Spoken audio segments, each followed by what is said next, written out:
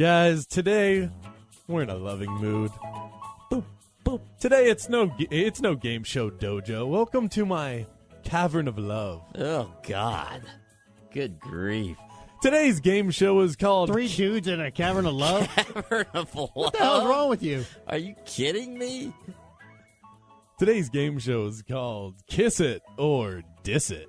Oh. If you like what I say, you will kiss it. Okay. If you don't, just go ahead and diss it. Let's start the game show. Can I just diss the game show right now? Do you want to start off with a loss? I haven't even asked the question yet. Yeah. Tim Tebow is the biggest star in all of sports right now, and that includes LeBron James, Derek Jeter, and Tom Brady. Now, you can kiss that. I'm kissing it. I mean, it's unbelievable. I feel awkward after that. Look at it. Look at it. Look at the TV ratings from the wild card game. I'm at the highest rated wild card game in the history of the NFL came when Tebow played the Steelers. And I realize the Steelers are a very popular team, but the Steelers have played other wild card games in the past, right? This was Tebow. This was all Tebow. Doubled the number of the BCS championship game. Speaking of unlikely quarterbacks taking their team to the playoffs, TJ Yates does not get enough credit for what the Texans are today. Diss it, because the Texans are all about defense and Arian Foster. I'm going to kiss it. I'm going to kiss it because here's why I'm going to kiss it. Here's why I'm going to kiss it. If it were Tebow for the Texans, he'd be getting all the credit, okay? Because Tebow, let's face it, for a lot of this winning streak that the Broncos had late in the season, he wasn't doing that much, and he was still getting credit. But he was getting comeback wins. You could say that about Sir Alex Smith as well. Hugh Jackson lost his starting quarterback and best player in Darren McFadden and had no business getting canned. Kiss it. I'm kissing that because was this his first year or his second year? Was this his first year? It doesn't matter. He got fired too quickly, all right? He was 8-8 this year, a team ransacked by injuries. And I realize they played badly at the end of the season, but give me a break. You're going to fire the guy after 1 year? What sort of organization is that? Al Davis still running that thing from the grave? I say diss it because you've got a new GM coming in there. He wants to change the culture. He feels like Hugh Jackson was a leftover of what was there before and something that he desperately wants to change. He was given the power to fire the guy, and he wants to get his own guy. He wants to get somebody that he has a better relationship with, that he knows in and out, and he's going to do that. He's going to bring in somebody else from the Packers. I tried to Google how long Hugh Jackson has been the coach, but all that came up was pictures of Hugh Jackman. No, Hugh Jackson became the coach during the 2010 season. He took over. He was the interim for cable. Correct. Yeah, but it's 1.5 seasons.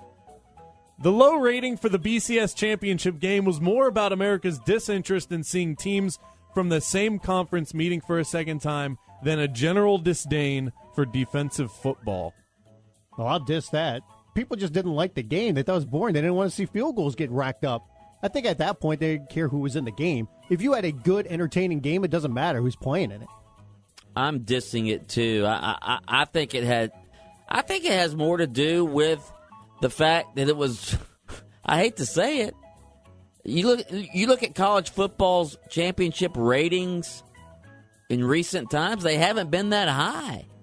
You have that game on a Monday night at 8:30. College football is not a national sport. The National Football League is a national sport. College football is a regional sport, and that was a regional matchup. Can't they do something where that game could be on, say, a Sunday night? Because typically with the NFL playoffs on Sunday, aren't they a little bit earlier in the day? Yeah, I mean, why not play it on a Saturday night? I mean, good Lord. I mean, college football is not must-see TV for a lot of casual sports fans, okay? The NFL is. College football is not. That's why they need to put it on the time where people don't have to get up and go to work the next day.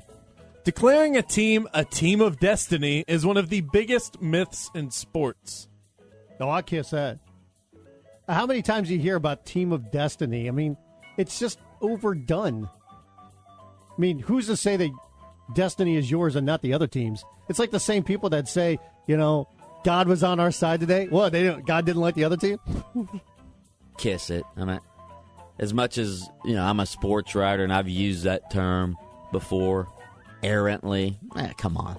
There's no destiny. There's no magic. There's no mystique. There's no higher power trying to manipulate the pieces so that certain teams will win. As I said, if you want to see destiny, go down. You'll find her legs wrapped around a bronze pole. Yes. Kobe Bryant was recently interviewed and told reporters what he thinks Tim Tebow really wants to tell his critics.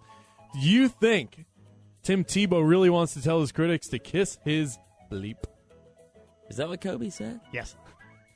Nah, diss it. I'll diss that too. Diss it. Come on. I don't think Kobe thinks that way. Or, Tebow thinks that way. Tebow would never think that way. In fact, Tebow was asked about Josh McDaniels, working for the Patriots now.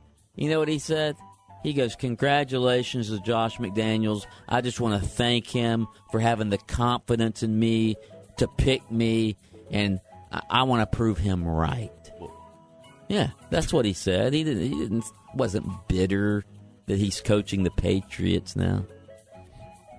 Jay Gruden denying to interview with teams has more to do with him not being ready to take a head coaching job than anything else.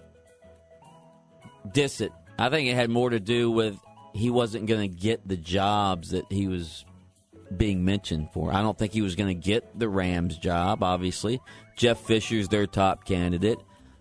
Turns out I don't think he was going to get the Jags job either because Mike Mularkey just happens to be a good friend of Jags GM Gene Smith, all right? And I don't think the Dolphins were interested in Jay Gruden. Right.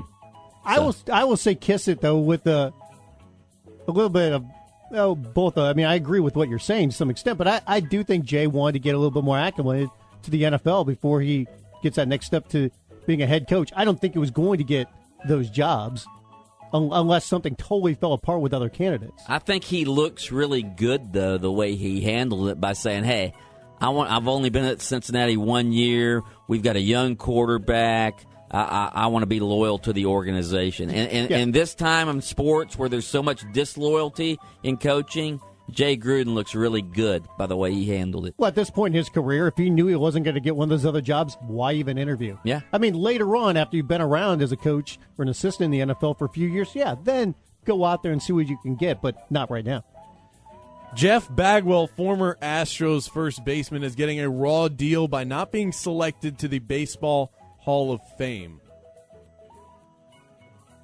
Well, this was his first year on the ballot, right? I believe it was his second, actually. Well, nobody gets elected. Because he retired in 2005. I'm going to diss it. I'm going to diss it because there's still, but he was never found in any report. He was never found, but I think people just want to wait and see. I think people just want to wait and see. Sometimes these things come out years later. He was in the era, all right? There were always rumors about him. So I'm going to diss it. He's got time to get into the Hall of Fame. Yeah, I'll diss it right now. I think they do want to wait because nothing was ever proven about him, but there have been some writers that have questioned, his numbers. Was he ever on anything? And a lot of that is just guilt by association of playing in that era, which is unfortunate if the guy didn't do anything. You agree with Greg Jennings and think Aaron Rodgers has already surpassed Brett Favre as a better quarterback. Do I agree with Greg Jennings? Diss it. No, I don't agree with that. Brett Favre is the all-time leading passer in NFL history. I realize he only won one Super Bowl, but, let's see what Aaron Rodgers does. A few years ago, we all thought Tiger Woods was on his way to being the greatest golfer of all time. He was already better than Jack Nicklaus. Well, guess what? Things happen, and now he's not better than Jack Nicklaus and maybe never will be. Yeah, I diss it because you got to look at the entire career of Favre. He won a Super Bowl, but how many times he gets team close, all the yards he put up, the MVPs that he has.